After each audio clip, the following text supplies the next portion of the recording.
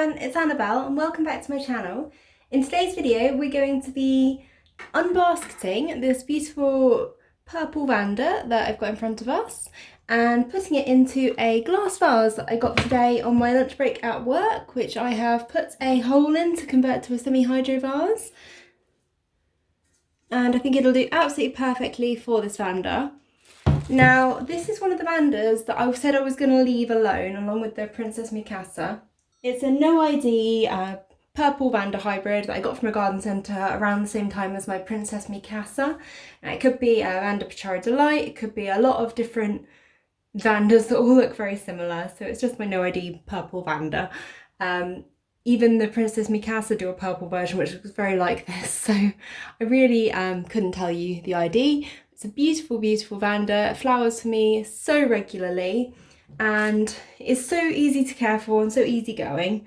I decided to leave it in the basket because it's kind of one of the most established Vandas that I have, and I was just going to hang it off my shelving, and that kind of works, but unfortunately now that I don't have to water all my Vandas, I do sometimes forget about this guy because it does need watering every week, even in winter. In summer it needs watering more regularly. It needs a few hours soaking in the basket when it does have water to really get water nutrients into it, because they are such heavy feeders.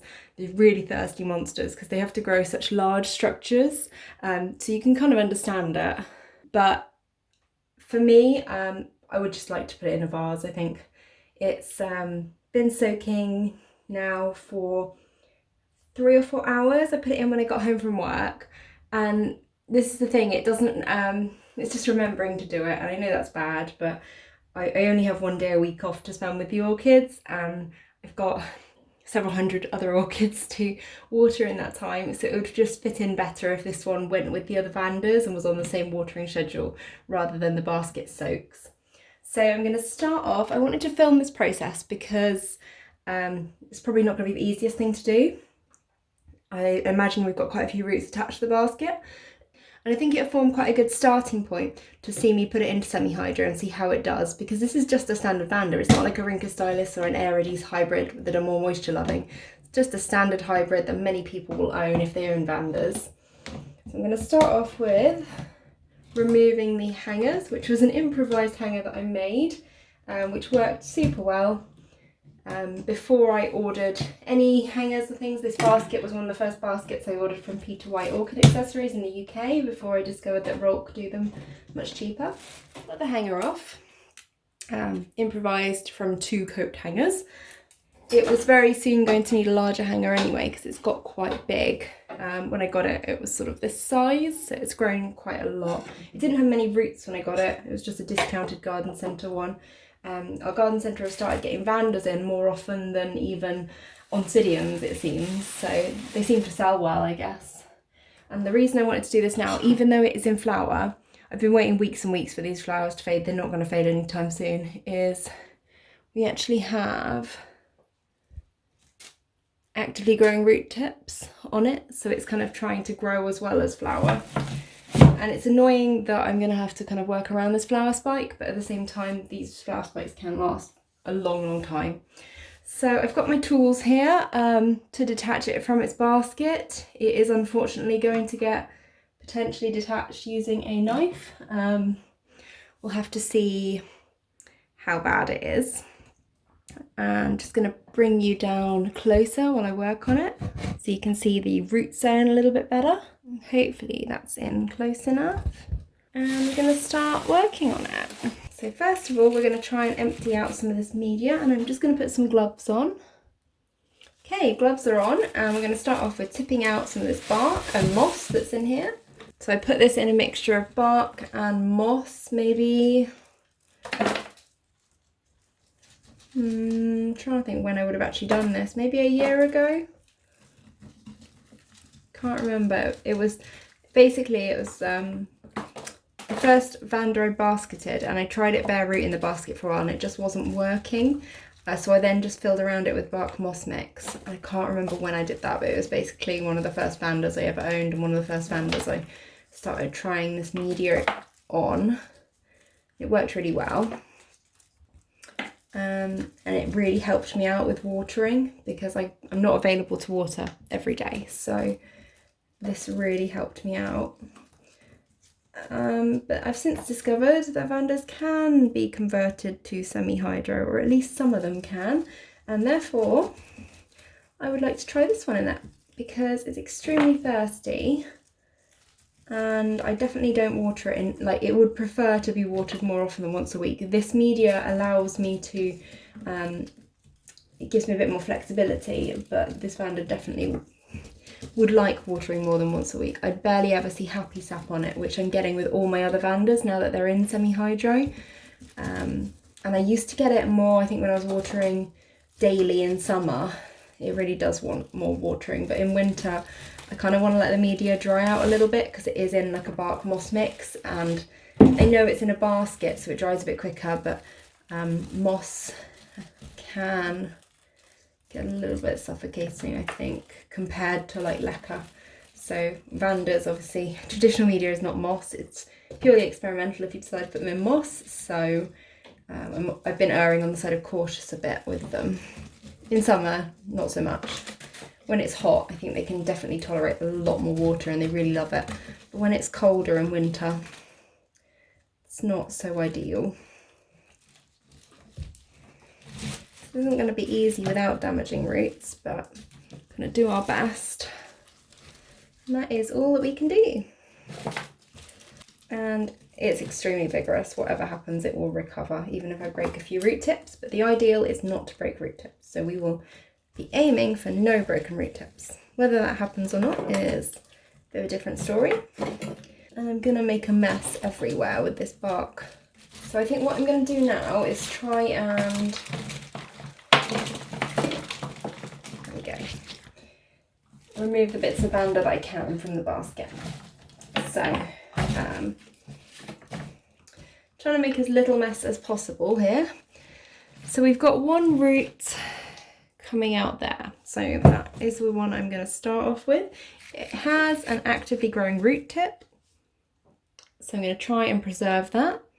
Get it into a position where you can actually see what I'm doing with this. Just at root level while I work on this. So I'm just going to get a knife, and no, I'm not going to cut the root. Just going to wedge it very gently underneath where the root is attached to the basket. You can do this with any very fine flat material. If anything, I'm gouging at the wood more than I am the root. Just want to be really careful not to actually gouge the root.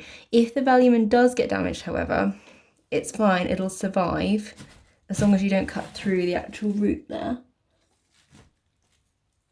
Just want to get it under and then kind of wiggle the root free, and hopefully I have done that. Okay, so that is detached from that slat of the basket. Didn't actually require any knife work once we'd separated that bottom bit. I just want to show you I've not damaged the root at all there, which is really good. So a knife looks super scary when you point it at roots, but sometimes it's necessary not to cut the root, but just to free it from whatever it's attached itself to. So next we've got another root there. I'm just going to do the same. This might be a bit of a long experience. Bear with me while I do it. I might edit a lot of it out, but it depends how long it is, because I think it's quite valuable to see. Oh, I think there's another root attached in there that I didn't realise. So that part of the Vanda is free. I'm just going to gently pull at it and see where we're attached next. So we seem to have... There's one going right through a join, so I'm just going to have to, I think, pull that away because it's not going to be freed. So we're going to trim off some of the dead roots that didn't make the conversion to the bark moss mix there. But hopefully this means that the conversion to semi-hydro will be a bit less dramatic, because it's already kind of, the roots that we do have already kind of adapted to bark and moss. First of all, I'm going to gently detach some bark from the remaining roots here. This is one of the worst properties of bark, and the best. Obviously roots like it, they like to stick to it, but then you have to get it off the roots. Luckily this Vanda's been soaking for quite a while, so this should be a relatively easy job. The longer you can soak them for, the more the bark kind of swells and detaches from the roots. And obviously the root also becomes more flexible, so less likely to snap when you're trying to detach it. And what I find is usually if you can get like a bit of your nail underneath, you can kind of pry the root away. Same sort of principle as the knife, you can just sort of separate the root quite easily usually. And it's just one of those things that requires a little bit of patience and your Vanda not falling over. Could do with stabilising it somehow. And this root is actually in a really nice stage of branching. If you can see that. It's quite cute, isn't it? Just got a new branch starting. And some of these tips have blackened. I think they've dried too much between when I've watered them, which hopefully is a problem that will now be rectified in future, because it's going to be in semi-hydro, so it's going to be constantly moist. Okay, so that side is clean. So I'm just going to work on the other side now. And this might not look like the best root system, but it barely had any roots when I actually got it. So I'm quite happy with this. So I think I've removed most of the bark there. And now I'm just going to take off the dead roots that didn't make it. Quite often these like stringy looking roots don't make it. I think they're the older roots that the Vanda produced. I noticed this like with my other Vandas in semi-hydro. Quite often those older roots don't make it. I guess the plant is putting less priority into those old roots anyway, because they don't function at quite the same efficiency as the newer roots. Okay, so I've removed all of the dead roots. I'm just going to rinse this root system off and then we're going to pot it up. Okay, so we're back and I've got my vase and I've got one flushing hole drilled into that. And I'm going to fill the bottom half up to the flushing hole just with plain LECA. So I filled the bottom up with LECA there, and then we're going to put the Vanda in. And I've left its little basket on because there's just no need to take it off. It's just plastic, it's not going to degrade or anything.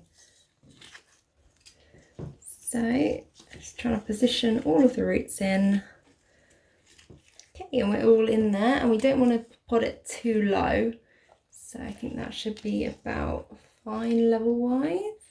And then we're just going to fill around with a mix of pumice, LECA, and I'm also going to use some growstones in there, which I've been given by Christine, who sent me them and some larger ones, and I've used the larger ones in some of my mixes for the Vandas, and they don't wick very well, but they do provide excellent aeration, which I think when we're obviously converting Vandas which are used to more aeration in their mix into a constantly moist environment, I feel like the growstones are actually very beneficial in that.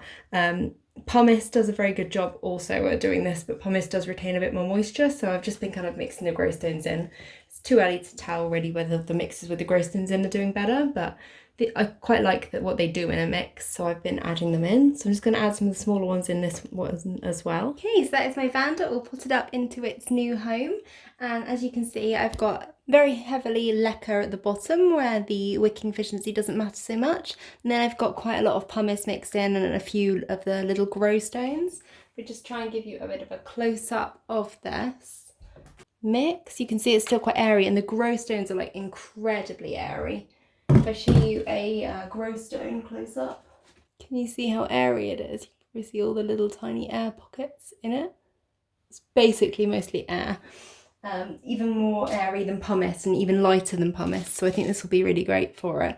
Mostly pumice in here though, because I don't have many of the growstones and the manufacturer don't make them anymore, so kind of if they do work I need to conserve them. And if I just show you the Vanda, this is her in her new home. And I hope that she will do well. Obviously I'll keep you guys updated as to how it's doing in the new setup. And I hope you enjoyed this video today. I'm just going to pop a top layer of non-wicking pebbles onto the top there. Also just to stop the top layer being quite so dry and damaging new root tips. But I'm confident that this Vanda will do well in this setup, but I'll keep you guys updated because this is a really nice way to actually look at root growth, because obviously we can really see what all the roots are doing compared to my other pots which you can't really see it in. So I think this will be a really nice way to monitor the conversion process of this beautiful Vanda. And thank you so much for watching today. If you enjoyed this video then don't forget to give it a like or subscribe to my channel for more regular orchid updates. and I will see you guys later. Bye!